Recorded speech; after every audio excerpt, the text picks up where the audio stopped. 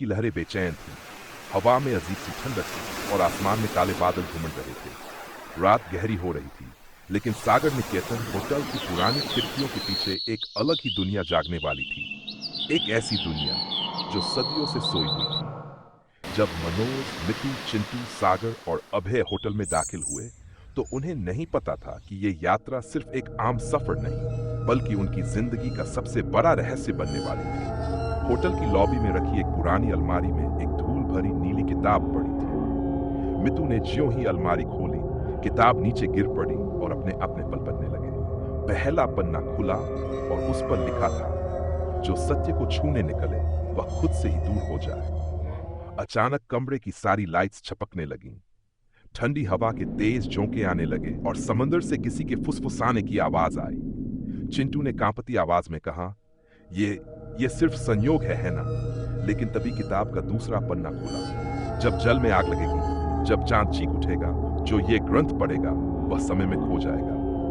मनोज घबराकर बोला, हमें इसे बंद कर देना चाहिए।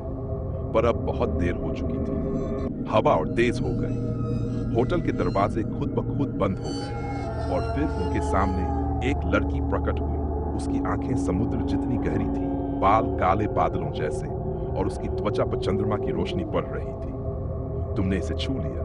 लड़की ने धीमे स्वर में कहा। मितू ने हड़बड़ाकर पूछा, तुम कौन हो?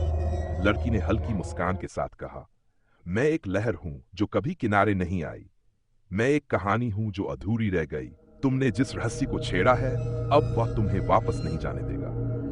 तभी समुद्र गर्ज उठा और होटल की दीवारों पर नीले रंग की चमकती लकीरें बनने लगी। ऐसा लगा जैसे वे किसी और ही दुनिया में खिंच रहे हों। अभय ने घबराकर कहा, हमें यहां से निकलना होगा। पर लड़की ने सिर हिलाया। अब सिर्फ एक ही रास्ता है, या तो तुम इस किताब का आखिरी पन्ना पढ़कर सच को जान लो, या फिर हमेशा के लिए समुद्र तुम्हारा घर बन जाएगा।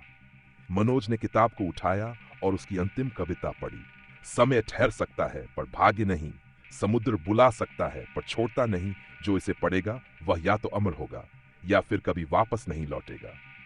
अब सवाल था, क्या वे इसे पूरी तरह पढ़ने की हिम्मत करेंगे, या फिर वे भी उन अनगिनत लोगों में शामिल हो जाएंगे जो कभी इस होटल में आए मगर वापस नहीं गए।